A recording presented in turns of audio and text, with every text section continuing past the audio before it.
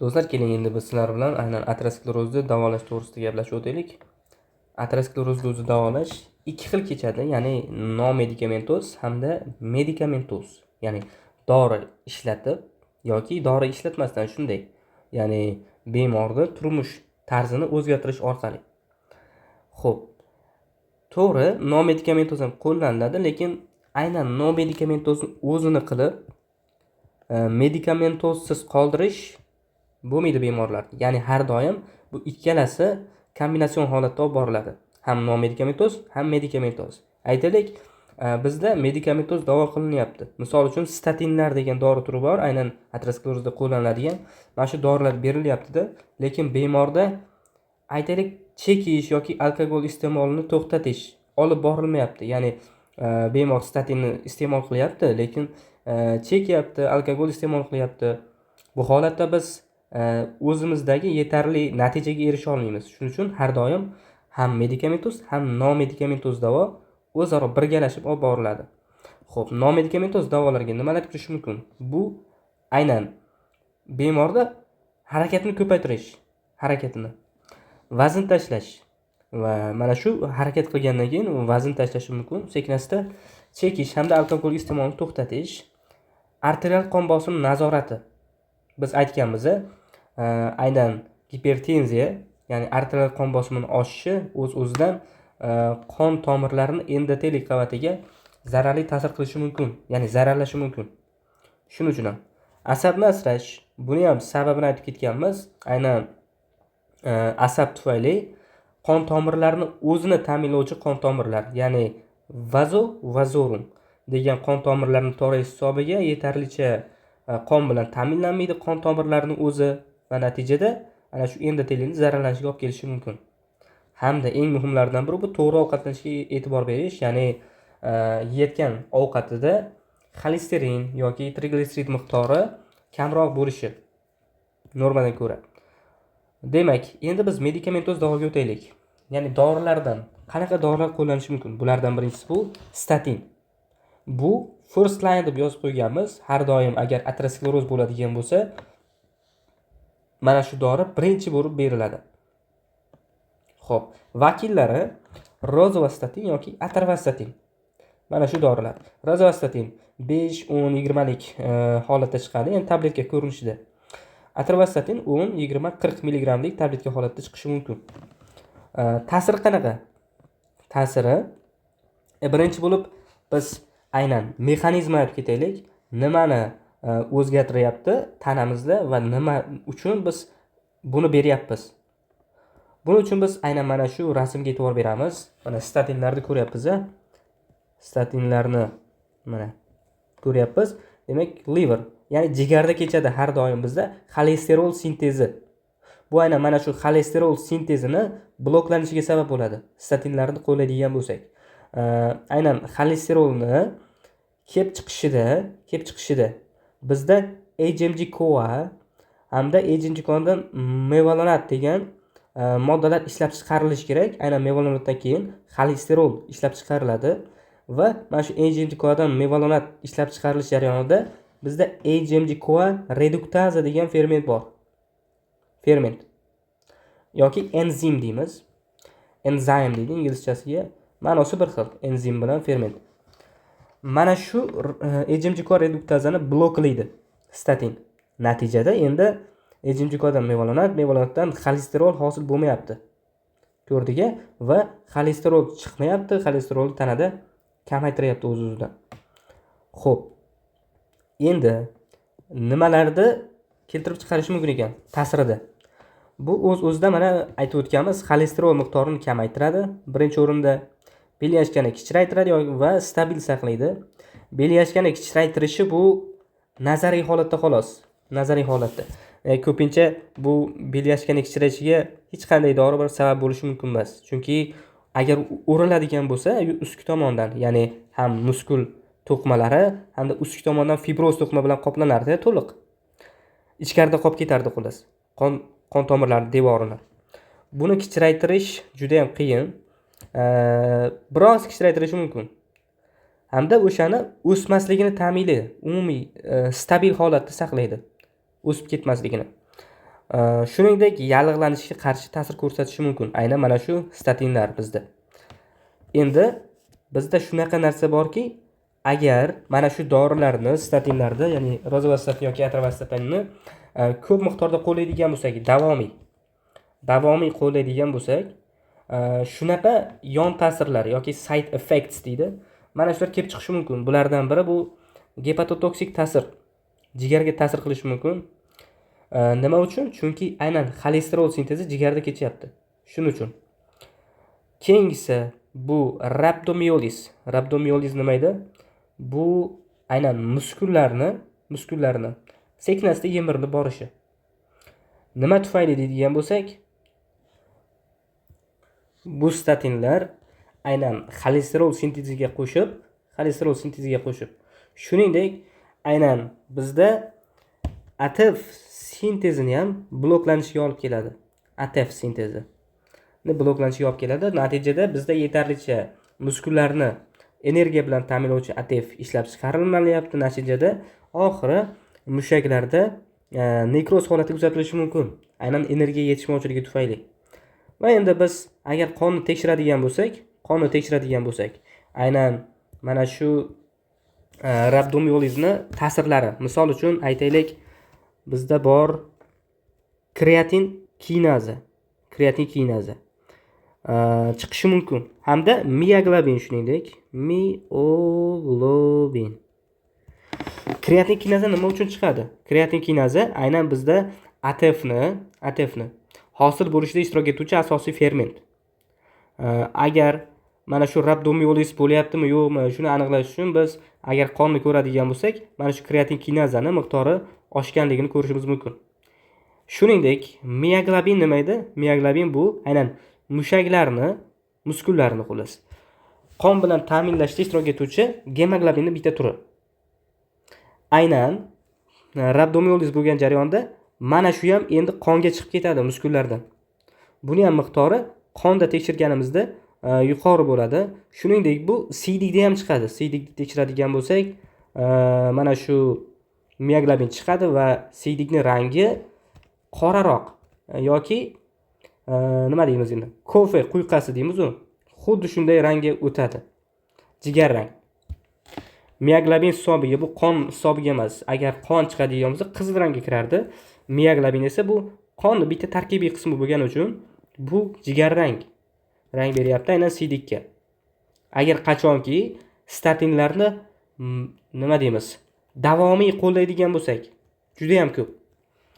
Misol uchun aytaylik, biz mana bu rozuvastatin yoki atorvastatinlarni kuniga bir dona beramiz xolos. Bir mahal bir dona va odatiy holatda o'rta birlik olinadi, ya'ni yoki rozuvastatindan 10, atorvastatindan 20 mg tabletga bir marta beriladi.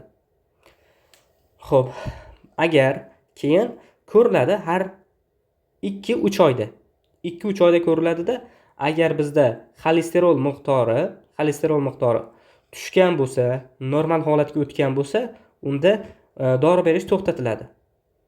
Yo'q, agar buni tekshirmasdan xolesterol pasaygan bo'lsa ham beraversak, misol uchun 5 oy, 6 oy, 1 yil davom ettirib ketaversak, endi bunda aynan mana shu rabdomiolis kuzatilishi mumkin bizda. Katta ehtimol bilan.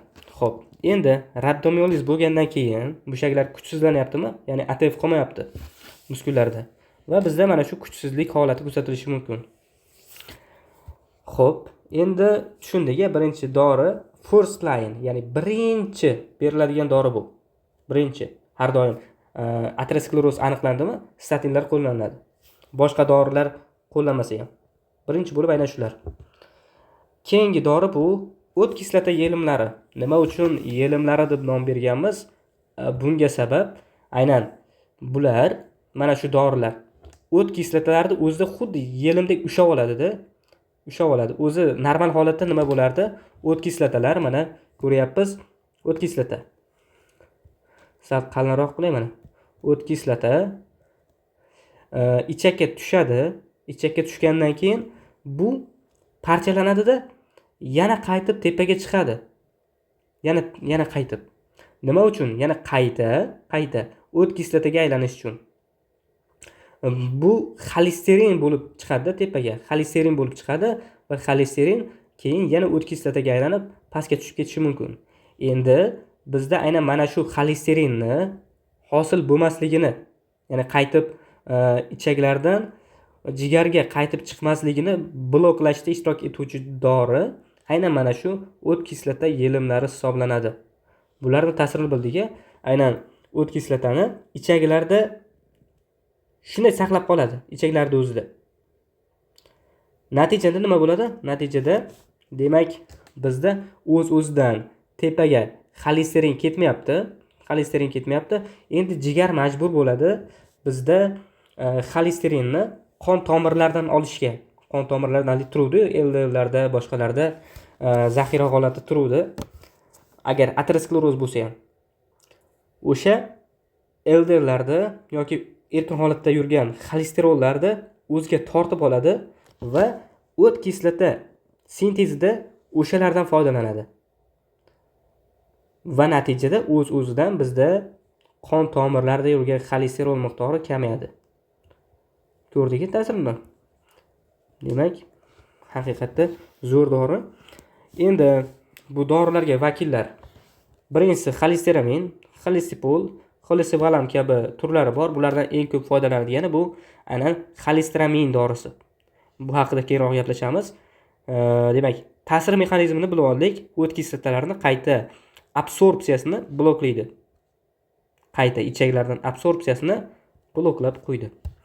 Endi yon ta'sirlari nima bo'lishi mumkin? Yon ta'sirlari o'z-o'zidan bu A, D, E, K vitaminlarini defitsiti kuzatilishi mumkin. Nima uchun? Chunki endi yuqoriga xolesterol chiqmayapti. Qachondir baribir ham o't kislotalarida ishlab chiqarilishi uchun yetarlicha xolesterol qolmasligi mumkin-da. Aynan shundan keyin bizda o't kislota yetarlicha tushmaydi ichaklarga va natijada aynan yog'da eruvchi vitaminlar, ya'ni A, D, E, K vitaminlari yog'da eruvchi-da bular. O'zi tabiati yog'. Shuning uchun bular ichaklardan so'rilmaydi. Ichaklarda qolib ketadi va natijada bizda aynan mana shu vitaminlarga bo'lgan tanqislik kelib chiqishi mumkin. Xo'p, endi biz aynan xolesteramin dorisini qo'llanishiga kelsak. Bu dori kukun holatda bo'ladi. Kukun holatda shu 150 200 ml suvga qo'shiladi-da, chaynab ichib yuboriladi. Kuniga 2-3 mahal. O'zi o'sha kukun holatdagi holati 4 gramlik kukun holatda chiqish holati. Endi buni 9 gramlik ko'rinishi ham bor, lekin aynan mana shu 9 gramlik ko'rinishning ichida ham 4 gram aktiv modda bo'ladi. Aynan xolesteramin dorisi 9 gram chiqadigan kukun holatida ham 4 gram bo'ladi xolos. Xolesteramin. Ko'rdingmi? U 4 gram chiqadimi, 9 gram bo'ladimi? Tarkibda 4 gram aynan xolesteramin dorisi bo'lar ekan. 2-3 mahal qo'llash mumkin. Xo'p, demak shu gap. Endi biz keyingi doriga kelsak, keyingi dori bu bizda fibratlar. Birinchi bo'lib biz fibratlarni mexanizmini bilib olaylik, ta'sir qilish mexanizmini. Bularni ta'sir qilish mexanizmi shunaqaki, bizdagi lipoprotein lipaza. Mana LPL deb qo'yganmiz, aynan shularni aktivlashga olib keladi, aktivlanishiga. Bu lipoprotein lipazani o'zi vazifasi nima edi? Vazifasi bizda qonda yurgan yog'lardan trigliserid bo'ladimi, xolesterol bo'ladimi, o'shalardan parchalanish hisobiga bizdagi yog' kislota bilan oziqlanadigan muskullarni ATF bilan ta'minlash. Vazifasi shunday. Ya'ni qon tomirlarining ichidagi yog'larni parchalayapti-da, aynan o'shalardan energiya hosil qilib, muskullarni qon bilan ta'minlayapti. Misol uchun aytaylik, skelet muskullari, shuningdek yurak muskuli. Aynan yog' kislota bilan oziqlanadi. Demak, shunday. Va natijada endi bizda lipoprotein lipaza mana shu qonda yurgan lipidlarni parchalayaptimi? Endi aynan mana shu lipidlarga bizda VLDL kirishi mumkin, trigliserid kirishi mumkin, LDL kirishi mumkin. Va shuning uchun ham endi ta'sir mexanizmida bu ham trigliseridni, ham LDLni, hamda umumiy xolesterin miqdorini kamaytirishi mumkin. Xo'p, endi qachon berish mumkin? Qachonki agar bizda ham xolesterin, ya'ni xolesterin, ham trigliserid miqdori yuqori bo'lsa, qo'llashimiz mumkin. Demak, bu dorimiz ta'siri shunaqaki, ham trigliseridni, ham xolesterin miqdorini kamaytirishi mumkin. Aynan qonda. Endi fibratlardan eng ko'p foydalanadigan vakili bu aynan fenofibrat dorisi. Bu dori chiqishi mumkin 200lik, 100lik, yana 300 milligramlik tabletka ko'rinishida chiqadi, kapsula ko'rinishida. Demak, buni kuniga bir mahal qo'llashimiz mumkin. Bu ham xuddi shunday. Endi biz keyingi dori turiga o'tamiz. Keyingi dori turi bu PCSK9 ingibitorlari. O'zi bu nima? Shuning haqida bitta gaplashib o'taylik. Avval ta'siri haqida. Demak, o'zi normal holatda bizda LDL qonda yurgan bo'lsa, qonda yurgan LDL deylik. Bu normal holatda jigarga ketardi. Jigarda aynan jigar hamda urug'don, ya'ni erkaklarda urug'don, ayollarda tuxumdonda LDL retseptorlari joylashgan bizda. LDL retseptorlari. Aynan mana shu LDL retseptorlari hisobiga bizda qonda yurgan LDL aynan mana shu joylarga boradida, aynan shu joylarda misol uchun biron bir narsa sinteziga sarflanadi. Misol uchun urug'don hamda tuxumdonlarda steroid gormonlar sinteziga. Chunki aynan steroid gormonlarning barchasining sintezi xolesterindan boshlanadi yoki xolesterin deymiz. Mana shundan boshlanadi. Xo'p, jigardachi, jigarga borib, aynan LDL o'zidagi xolesterinni berib, degradatsiyaga uchrab ketardi. Endi bizda shunaqa narsa borki, PCSK9 degan bitta ferment bor. Bu ferment. Aynan mana shu ferment bizdagi mana bu retseptorlar bor edi-ku, LDL retseptorlari. Aynan shularni parchalab yuboradi. Parchalash tezroq ketuvchi ferment hisoblanadi. Endi bir o'ylab ko'raylik. Agar PCSK9 miqdori ko'p bo'ladigan bo'lsa, bu LDL retseptorlarini parchalab tashlayapti va natijada LDL qonda qolib ketyapti, hech qanaqa narsaga sarflanmasdan. Demak, o'z-o'zidan agar PCSK9 fermenti aktivligi oshib ketadigan bo'lsa, LDL retseptorlari yo'qligi sababli, ya'ni nima deymiz? Buni parchalab yuborganligi sababli LDL hech qayerga ketmayapti, qonda ko'payib ketyapti. Endi bizda shunaqa dori bor, alirocumab degan dori yoki Praluent ikkinchi nomi. Aynan mana shu dori PCSK9 ingibitor hisoblanadi. Ingibitor. Aynan endi biz mana shu dorini qo'llagan holatda PCSK9 ni ham jigardagisini, ham urug'donda yoki tuxumdondagisini bloklab qo'yadigan bo'lsak, endi bu LDL retseptorlariga umuman ta'sir ko'rsata olmaydi. Ya'ni parchalab tashlay olmaydi va endi bular o'zini normal faoliyatini bajara oladi. Va mana bu LDLimiz ham jigarga ham borishi mumkin, hamda urug'da yoki tuxumdonga ham borib, sintezlarda yoki degradatsiya jarayonlarida ishtirok etishi mumkin. Va shuni hisobiga bizda qondagi LDL miqdori kamayadi. Demak, ko'rdik, aynan PCSK9 fermentini bloklab qo'yganimiz sababli LDL retseptorlari ishi bloklanmayapti, ya'ni parchalab tashlanmayapti retseptor, o'zini ishini bajaryapti. Ya'ni agar mana shu retseptorlar bo'lmaydigan bo'lsa, bu qayoqqa borishini bilmaydi-da LDL. Aynan mana shu retseptorlar chaqirib oladi xolos buni. LDLni. Demak, biz mana shu LDLlarni ozod etdik, aynan PCSK9 ni hujumidan. Va LDL miqdori kamaydi. Endi bizdagi alirocumab, Praluent yoki 75, 150lik, 300 milligramlik holatda chiqadi. Bu shpris ko'rinishida mana shprisi tayyor holatda turibdi. Bu 2 haftaga bir, ya'ni 15 kunga bir marta qo'llanadigan narsa.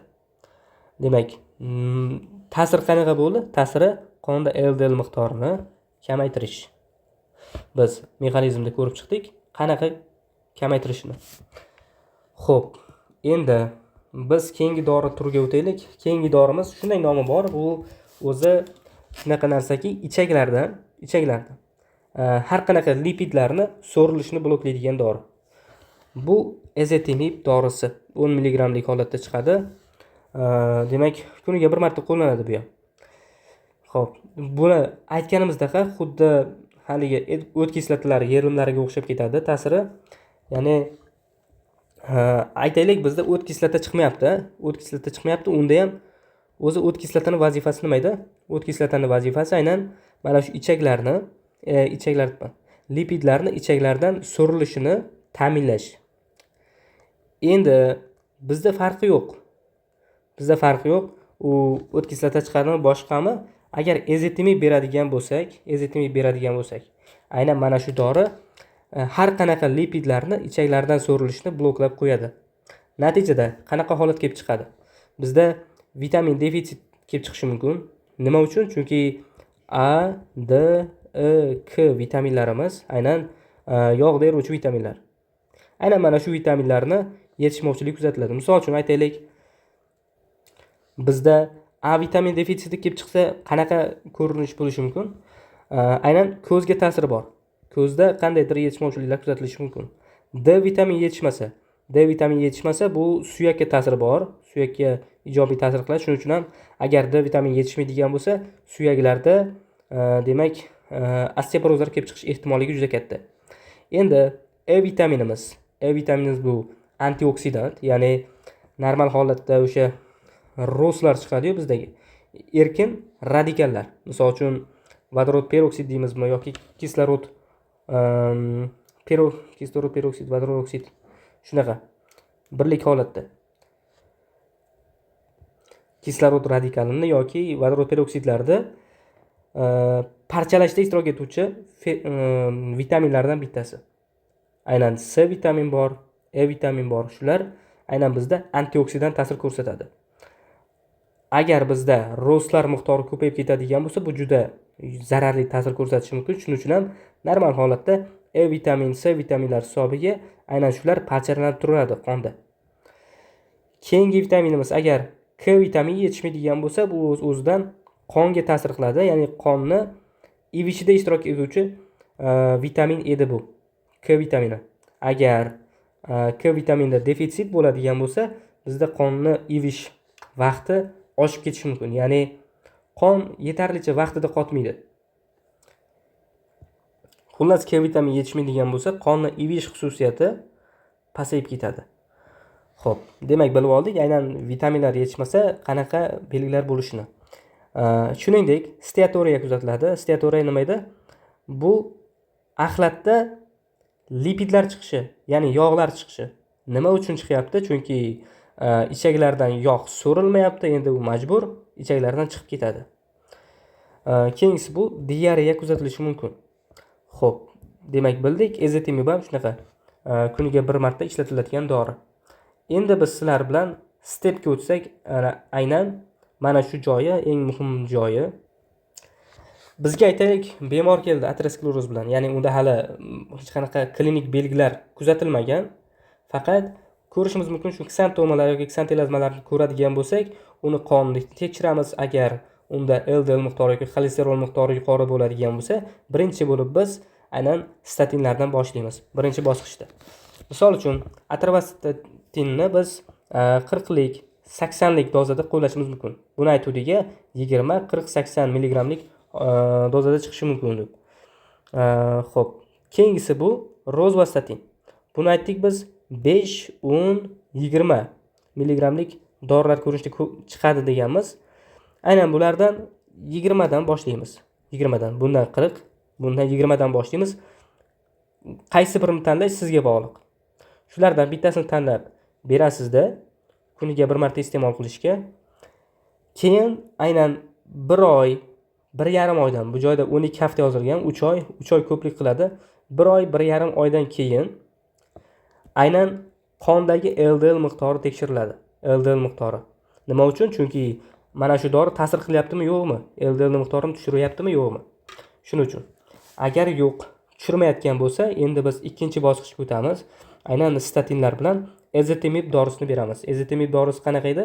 Ya'ni ichaklardan har qanday lipidlarni so'rilishini bloklovchi dori. Xo'p. Statin o'sha qoladi, ya'ni atorvastatin bo'lsa 40 lik, rozvastatin bo'lsa 20 lik qoladida, unga qo'shib ezetimibe, ya'ni 10 mg tabletkasidan kuniga bir marta beryapmiz, bir mahal. Bunda ham xuddi shunaqa. Ya'ni 1 oy, 1,5 oydan keyin ko'riladi LDL miqdori. Agar LDL miqdorida hali ham o'zgarish bo'lmasa yoki yetarlicha tushmayotgan bo'lsa, endi 3-bosqichga o'tamiz. Ya'ni bunda endi alirokimab qo'shiladi. Mana bu ikkalasiga qo'shib. Alirokimab. Buni ta'siri qanaqa edi? Bu endi PCSK9 retseptorini demak, fermentini bloklash hisobiga, demak, LDL larning miqdorini kamaytiradi qonda. Demak, shuni qo'llayapmiz. 2 haftaga bir, mana ko'ryapsiz-a, 2 haftaga bir qo'llanyapti. 75 mg demak, dozadagi holati. Endi agar unda ham yetarlicha tushmaydigan bo'lsa, biz 150 mg dozasiga o'tamiz. Har 2 haftada bir marta, ya'ni 15 kunda, 1 oyda 2 marta. Demak, mana shulardan keyin bizda aynan aterosklerotik plakchalarda emas, endi aynan qondagi LDL larda, xolesterin miqdorida yoki triglitserid miqdorida kamayish kuzatilishi mumkin. Demak, bizda davolash shundan iborat edi. Hammaga rahmat. Unda salomat bo'lasizlar. Keyingi darslarda ko'rishguncha.